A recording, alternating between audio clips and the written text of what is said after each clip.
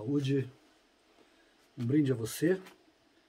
Eu vou brindar com vocês bebendo uma bebida gasosa, que é como se fosse um refrigerante, muito cheirosa, tem um buquê, né? Tem um cheiro de um pouco de canela que estava dentro da garrafa, o suco de uva que faz parte dessa bebida e um cheiro muito específico que quem é bom apreciador dessas coisas pode perceber, que é aquele cheiro fermentado, né? Uma fermentação de uma levedura, e que você já prepara essa levedura com um chá. Então o nome dessa bebida é a kombucha, né? Se eu sacudir aqui, vocês vão ver que ela é gasosinha. Vou beber. Essa aqui foi preparada pela Solange, aqui na pousada do Nivananda. Tá deliciosa. Nossa, que bebida fabulosa. E eu diria para vocês que essa bebida fabulosa, deliciosa, ela tem muito mais mistérios entre o céu e a terra do que possa a nossa vã filosofia procurar saber, né? É muita ciência envolvida nisso, muita ciência milenar. Eu vou começar citando Eric Metcovich, um estudioso que foi para o Cáucaso, essa região da Ucrânia, imagine. Foi ali que ele percebeu que as pessoas tinham, no início do século XX, ou seja, há 100 anos atrás, mais ou menos, mais que isso, ele fez a pesquisa dele nessa região do mundo e via que tinha homens de 110 anos, 105 anos. Era muito comum ver pessoas nessa idade, nessa região, numa época que a expectativa de vida do inglês, do americano, dos povos já vivendo a Revolução Industrial, essa expectativa de vida ela era de 70, 60, menos, 50 e poucos anos às vezes. E lá eles atingiam essas longevidades inacreditáveis. Metchnikovic publicou em 1907 o resultado desses estudos nessa região do Cáucaso, e ele chamou Prolongation of Life, a prolongamento da vida, e no qual ele falou sobre bebidas fermentadas, entre elas o kefir, a própria kombucha.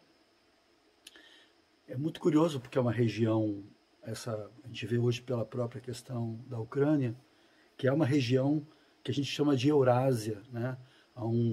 Geograficamente falando, está entre a Ásia e a Europa, né? E é uma rota, né? Pela rota da seda, muitas coisas passavam nessas regiões. E com isso foram chegando algumas informações do mundo árabe, algumas do mundo do Oriente mesmo, e esses fermentados passaram a ser mais conhecidos pelo chamado Ocidente. E esse artigo do Metchnikovic foi tão importante que ele ganhou o Prêmio Nobel de Medicina de 1908. Só conferir lá na lista. E ele ganhou o Prêmio Nobel. Um dos primeiros, não, né? Estava no início da época do Prêmio Nobel, ele já foi agraciado. Aí você pergunta, mas como um assunto tão importante gerou um Prêmio Nobel para um pesquisador em 1908, e hoje, um século depois, essa bebida ainda é uma novidade. E é uma novidade, claro, que vem ganhando interesse, já que uma simples bebida fermentada que você pode fazer a domicílio, né? Tendo uma água boa, aqui nós, no sítio Nivananda, temos uma água privilegiada, né? A água de nascente. É uma água que precisa ser sem cloro por conta da fermentação acontecer, senão você, em vez de fazer o scooby, né, que é a estrutura, a levedura que você tem para fazer a kombucha, em vez de você fazer ela produzir os seus ácidos e as suas vitaminas, ela acaba morrendo, né, na água clorada. Então, continuando aqui com o assunto da kombucha ter sido um interesse médico, interesse de saúde, E hoje isso é apenas uma curiosidade ainda, né? Mas a kombucha é muito mais do que isso. Então, ela, além de ser uma bebida que tem um sabor gostoso, como um refrigerante, é gaseificada, você pode tomar ela com refeições, como se fosse um vinho. Ela dependendo da elaboração, ela é uma bebida gourmet.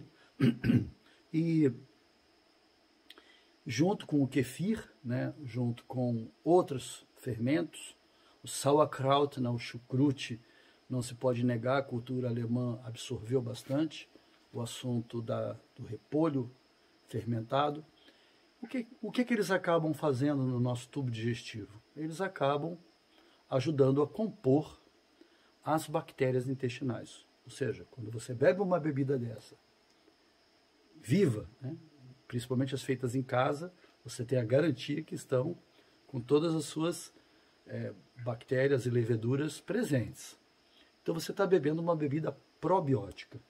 Isso quer dizer, você ingere não apenas a bactéria que vai mudar as tuas colônias bacterianas intestinais, mas você está ingerindo também elementos da degradação do SCOBY, né, da levedura da kombucha, vários produtos, né, ácidos láticos, levógeno, destrógeno, substâncias antioxidantes de grande importância, e que você está ingerindo e jogando isso para dentro do teu intestino. Então, não há dúvida que redesenha a tua microbiota intestinal e pode se tornar um poderoso aliado em mudanças dessa microbiota para melhor.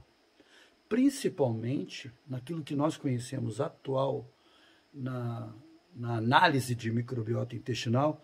No consultório a gente analisa bastante os pacientes que podem, a gente solicita a microbiota intestinal. E deixa eu beber aqui mais um golinho para desengasgar.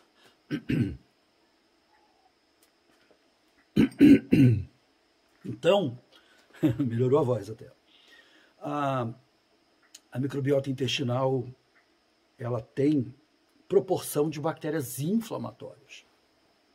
E a gente nota no consultório que o paciente que tem predominância de bactéria inflamatória, ele não vai tão bem quanto um paciente que está com uma quantidade menor dessas bactérias. É óbvio que grande parte delas vem do padrão alimentar. Existem alimentos específicos para trazer bactérias inflamatórias para o intestino. Por exemplo, pasmem, laticínios, né? Mas tem lactobacilo, mas o laticínio estimula colônias inflamatórias, assim como açúcar. Então, imagina o doce de leite ou pudim de leite condensado, que é laticínio com açúcar, né? Quantas coisas que a gente ingere, e principalmente alimentos processados e carnes, né, produtos de origem animal, normalmente fazem crescer colônias intestinais promotoras de agentes inflamatórios. E uma alimentação baseada em plantas, é uma coisa que a gente pode até tomar como uma lógica, né? Uma alimentação baseada em plantas, ela nos dá exatamente o oposto, né? Ela atua como um grande elemento anti-inflamatório. Então, não há dúvida que as kombuchas, os kefirs e essas bebidas fermentadas tinham tudo para ser já uma grande realidade, né, desde 1908 até hoje, mas não foi o que aconteceu. Os alimentos processados aumentaram, surgiu a indústria de refrigerantes, né, surgiu tanta coisa com base na teoria do germe, né, que nós vamos falar em uma outra conversa, né, a questão da pasteurização de tudo, né. Então tudo isso foi surgindo junto com a cultura dos antibióticos. Passou a Primeira Guerra, veio a Segunda Guerra Mundial, e só em 1965, por aí, começaram novamente as publicações em torno de probiótica. Olha que pausa gigantesca entre 1908 e 1965, mas isso tem a ver com as duas grandes guerras mundiais, onde não se podia falar de probiótico, você tinha que falar de antibiótico, né, porque soldado ferido com granada e fuzil, ele não melhora com probiótico, ele precisa de um antibiótico. Então, as guerras também trazem o antibiótico à tona. Toda vez que nós pensamos em antibióticos, devemos e podemos pensar em guerra sim. E toda vez que nós pensarmos em probióticos, podemos pensar em paz, em vida, em uma cultura de vida.